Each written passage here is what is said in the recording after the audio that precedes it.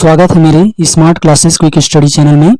आज हम बात करने वाले हैं छत्तीसगढ़ लोकसभा चुनाव रिजल्ट 2024 के बारे में, जो कि महत्वपूर्ण होने वाला है। आने वाले कंपटीशन एग्जामों के नज़रिए से देखा जाए तो हमें यह जानकारी होना चाहिए कि लोकसभा चुनाव में कितनी लोकसभा सीट होती हैं और वर्तमान में कितनी सीट भाजपा और कितनी सीट कांग्रेस को मिली है, और कौन कौन दिग्गज नेता जो हैं किस सीट से विजयी हुए हैं, किसको हार मिली है, इसकी हमें पूरी जानकारी होनी चाहिए।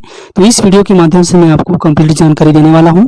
और ऐसी वीडियो बनाने में बहुत मेहनत लगती है, तो आप मेरी मेहनत को सपोर्ट करें और ज़्यादा से ज़्यादा लोगों को तक शेयर करें। जैसा कि हमें पता है कि लोकसभा सीट में कुल 11 सीट हैं, और इन 11 सीटों में आपने सभी टीवी में कल देखी है, भाजपा को 10 सीट और कांग्रेस को 1 सीट मिली है। पिछले चुनावों को अगर देखें तो पिछले चुनावों में भी भाजपा को अभी तक 2009 से हम देख पा रहे हैं ज़्यादा बढ़त मिली हुई है।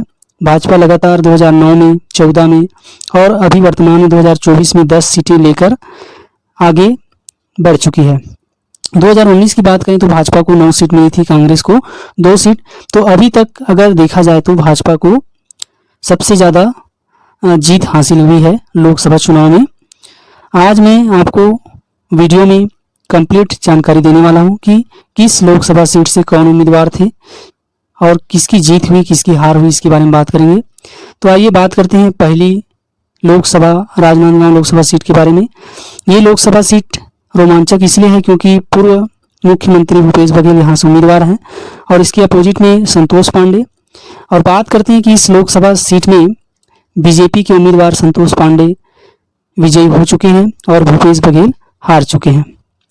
अगली लोकसभा सीट के बारे में बात करें तो अगली लोकसभा सीट है जांजगीर चांपा लोकसभा सीट से शिव डहरिया, जो कि नगरीय प्रशासन मंत्री रह चुके हैं, और इनके अपोजिट में है कमलेश जांगड़े। तो बीजेपी से कमलेश जांगड़े विजयी हो चुकी हैं।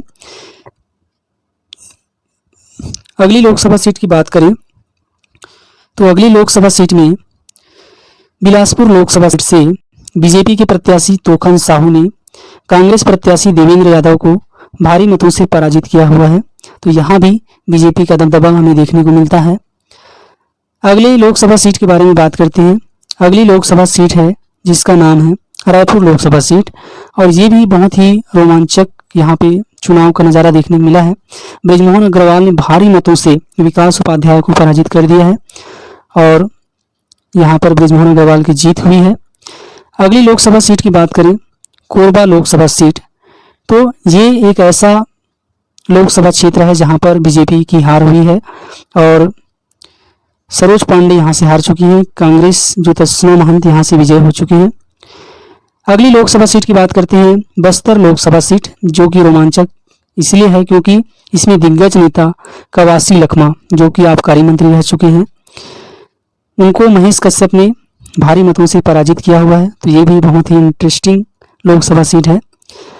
अगली लोकसभा सीट है कांकेर लोकसभा सीट, और यहाँ से बीजेपी प्रत्याशी भोजराज नाग और इनके अपोजिट कांग्रेस में वीरेश ठाकुर को भोजराज नाग ने पराजित कर दिया है। तो भोजराज नाग यहाँ से विजयी हो चुके हैं। अगली लोकसभा सीट की बात करते हैं।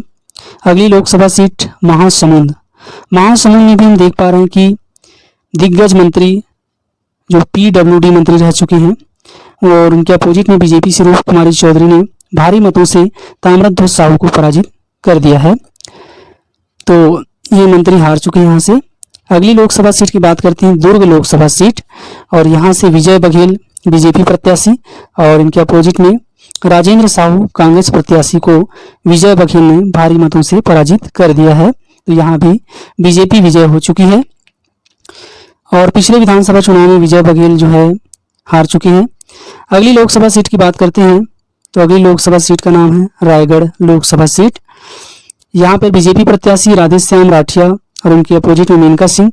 तो राधेश्याम राठिया भारी मतों से विजय हासिल कर चुके हैं और मेनका सिंह की पराजय हो चुकी है। अंत में बात करने वाले हम आज की लास्ट और अंतिम लोकसभा सीट के बारे में, सरगुजा लोकसभा सीट के बारे में बात कर रहे हैं। तो सरगुजा लोकसभा सीट से चिंतामणि महाराज भारी मतों से कांग्रेस प्रत्याशी शशि सिंह को पराजित कर चुके हैं। तो इन सारे लोकसभा सीट, टोटल 11 लोकसभा सीटों के बारे में आपको कंप्लीट जानकारी कैसे लगी? अगर जानकारी आपको अच्छी लगी है तो मेरे वीडियो को ज़्यादा से ज़्यादा लाइक करें, शेयर करें और कमेंट करना ना भूलें। धन्यवाद।